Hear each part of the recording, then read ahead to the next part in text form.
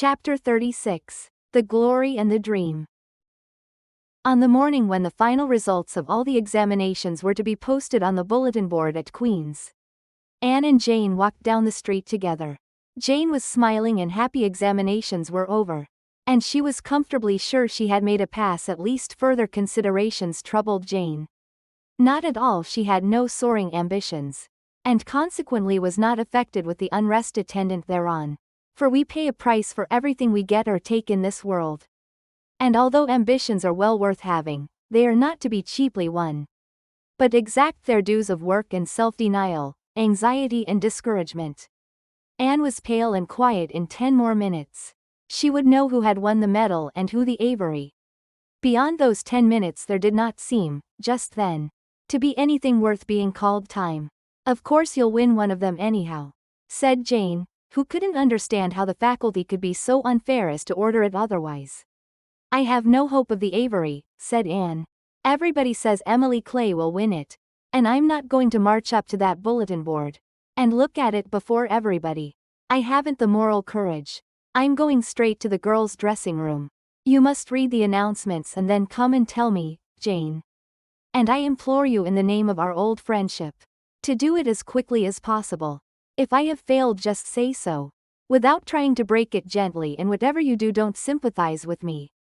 Promise me this, Jane." Jane promised solemnly, but, as it happened, there was no necessity for such a promise. When they went up the entrance steps of Queen's, they found the hall full of boys who were carrying Gilbert Blythe around on their shoulders and yelling at the tops of their voices, "Hurrah for Blythe, medalist!" For a moment Anne felt one sickening pang of defeat and disappointment. So she had failed and Gilbert had won. Well, Matthew would be sorry he had been so sure she would win. And then, somebody called out, "3 cheers for Miss Shirley, winner of the Avery." "Oh, Anne," gasped Jane, as they fled to the girls' dressing room amid hearty cheers. "Oh, Anne, I'm so proud. Isn't it splendid?" And then the girls were around them. And Anne was the center of a laughing, congratulating group. Her shoulders were thumped and her hands shaken vigorously. She was pushed and pulled and hugged, and among it all, she managed to whisper to Jane, "Oh, won't Matthew and Marilla be pleased? I must write the news home right away." Commencement was the next important happening. The exercises were held in the big assembly hall of the academy. Addresses were given, essays read, songs sung, the public award of diplomas, prizes and medals made. Matthew and Marilla were there, with eyes and ears for only one student on the platform, a tall girl in pale green, with faintly flushed cheeks and starry eyes, who read the best essay and was pointed out and whispered about as the Avery winner. "Reckon you're glad we kept her," Marilla whispered Matthew, speaking for the first time since he had entered the hall, when Anne had finished her essay. "It's not the first time I've been glad," retorted Marilla. "You do like to rub things in, Matthew Cuthbert." Miss Barry, who was sitting behind them, leaned forward and poked Marilla in the back with her parasol. "Aren't you proud of that, Anne girl?" "I am," she said. Anne went home to Avonlea with Matthew and Marilla that evening. She had not been home since April, and she felt that she could not wait another day. The apple blossoms were out and the world was fresh and young. Diana was at Green Gables to meet her. In her own white room, where Marilla had set a flowering house rose on the window sill. Anne looked about her and drew a long breath of happiness. "Oh, Diana, it's so good to be back again. It's so good to see those pointed firs coming out against the pink sky and that white orchard and the old Snow Queen. Isn't the breath of the mint delicious? And that tea rose, why, it's a song and a hope and a prayer all in one. And it's good to see you again, Diana." "I thought you liked that Stella Maynard better than me," said Diana reproachfully. "Josie Pye told me you did. Josie said you were infatuated with her." Anne laughed and pelted Diana with the faded June lilies of her bouquet. "Stella Maynard is the dearest girl in the world. Except one, and you are that one, Diana," she said. "I love you more than ever and I've so many things to tell you. But just now I feel as if it were joy enough to sit here and look at you.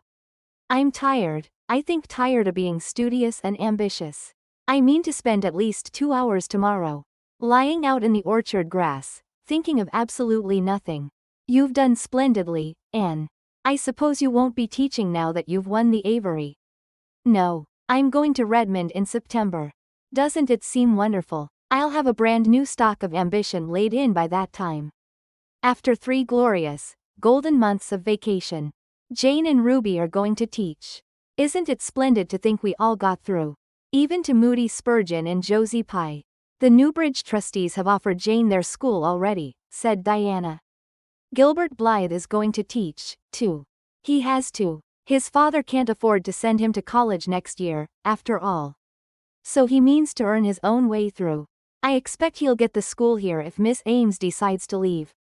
Anne felt a queer little sensation of dismayed surprise. She had not known this. She had expected that Gilbert would be going to Redmond also. What would she do without their inspiring rivalry? Would not work, even at a coeducational college with a real degree in prospect. Be rather flat without her friend the enemy.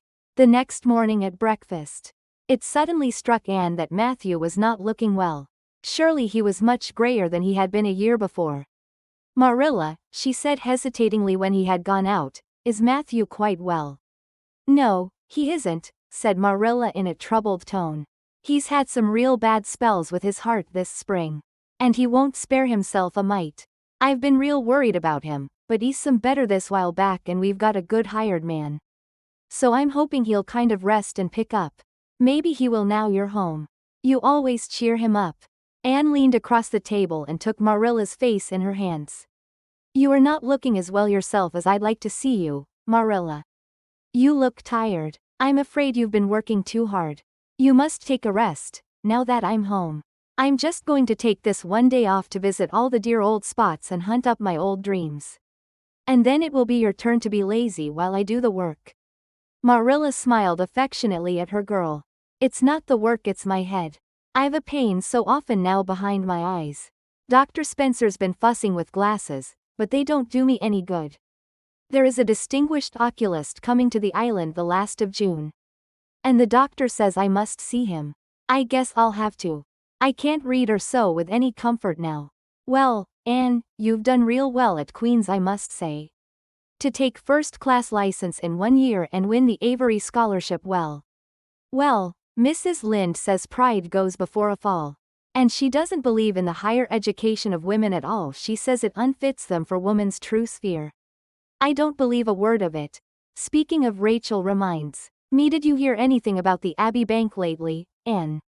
I heard that it was shaky, answered Anne. Why, that is what Rachel said. She was up here one day last week and said there was some talk about it. Matthew felt real worried. All we have saved is in that bank, every penny. I wanted Matthew to put it in the savings bank in the first place. But old Mr. Abbey was a great friend of father's and he'd always banked with him. Matthew said any bank with him at the head of it was good enough for anybody. I think he has only been its nominal head for many years, said Anne. He is a very old man. His nephews are really at the head of the institution.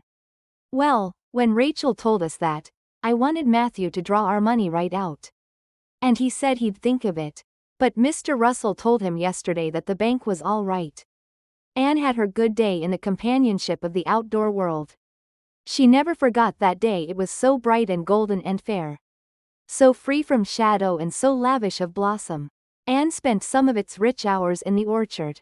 She went to the Dryad's Bubble and Willowmere and Violet Vale. She called at the manse and had a satisfying talk with Mrs. Allen. And finally in the evening she went with Matthew for the cows, through Lover's Lane to the back pasture. The woods were all gloried through with sunset, and the warm splendor of it streamed down through the hill gaps in the west. Matthew walked slowly with bent head. Anne, tall and erect, suited her springing step to his. You've been working too hard today, Matthew, she said reproachfully. Why won't you take things easier? Well now, I can't seem to, said Matthew, as he opened the yard gate to let the cows through. It's only that I'm getting old, Anne, and keep forgetting it. Well, I've always worked pretty hard and I'd rather drop in harness. If I had been the boy you sent for, said Anne wistfully, I'd be able to help you so much now and spare you in 100 ways. I could find it in my heart to wish I had been, just for that. Well now, I'd rather have you than a dozen boys. Anne, said Matthew, patting her hand. Just mind you that rather than a dozen boys. Well now, I guess it wasn't a boy that took the Avery scholarship, was it?